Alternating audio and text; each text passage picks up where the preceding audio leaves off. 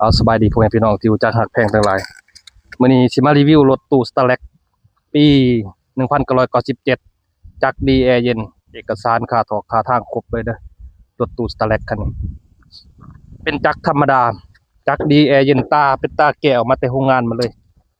ตาเดิมมาแต่โรงงานแต่ว่าสีนี่เป็นบางจุดนี่บ่งามเนาะสีเฮ็ดสีล้อแม็กแล้วก็เสียดสีตะบัวทางในให้ใหม่เด้อจักสีแคบเฮ็ดใหม่รถนี่ขี่คักเด้อช่วงล่างนิ่มนวลดีทางในกับพอเบิ่งอยู่เนาะแต่สิเก็บสีขึ้นให้หน่อยนึงทางในงามระบบเครื่องเสียงอีหยังได้เบิดจากดีแอร์เย็นนั่นแหละอันนี้สิเปลี่ยนให้ใหม่เด้อมันเปิดมันระบบล็อกระบบอีหยังได้เบิดประตูเรือนก็ปิดแจ๊บดีบ่อนี่เป็นบ่อผ้าแน่บ่อนั่งแน่เนาะ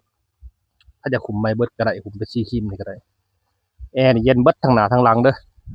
ไฟเพดานได้เบิดประตูเรือนก็ปิดแจ๊บเนาะคันซี่นี่ร้อยรถคันนี้นึงคันซี่ร้อย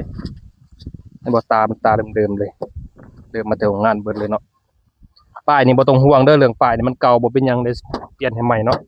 ในราคาที่เฮาจ่ายไปเฮาเปลี่ยนป้ายให้ใหม่เป็นนครหลวงเวียงจันทน์ได้เนาะทางในก็ประมาณนี้เนาะเดิมๆเลยแต่ว่าบ่นี่หั่นอยากให้เป็นสีครีมเบิดก็ได้เอาในราคาเฮาร่วมกันนี่มันไปหุ้มใหม่ๆก็ได้บ่นี่เนาะบ่ยากโตนี่เดิมๆหมดเลยยางสกัวก็มีเด้อยางสกัวอยู่ทางลุ่มพิเศษแถมให้เลยหลังคาเด้อหลังคายองเครื่องยองคองเนาะคันไปซื้อแยกมันก็น่าจะแพงเติบติบ่ตาเดิมๆเลยสีนี่หั่นก็บ่งามเป็นบางจุดเนาะบ่งามบ่เอาสิติดจักให้เบิ่งเด้อ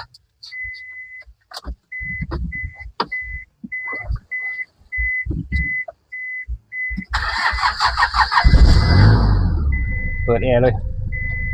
จักดีแอร์เย็นเด้อเปิดไฟถูไฟตาให้เลยแกกระดังระบบล็อกนี่ฮะนะถ้าบีบล็อกนี่มันสิล็อกเบิดเลยเบิดสู่ประตูเลยเห็นบอกทางในยังเดิมเนาะเจเบิ่งห้องจักรเนาะไฟตาแจงดีเด้อแจงหมดเลย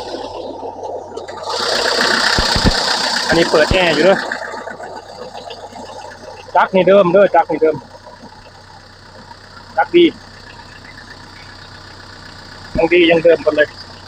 ที่ทางไกลได้สบายระบบระบายความร้อนดีเนาะพี่น้องท่านใดสนใจติดต่อมาที่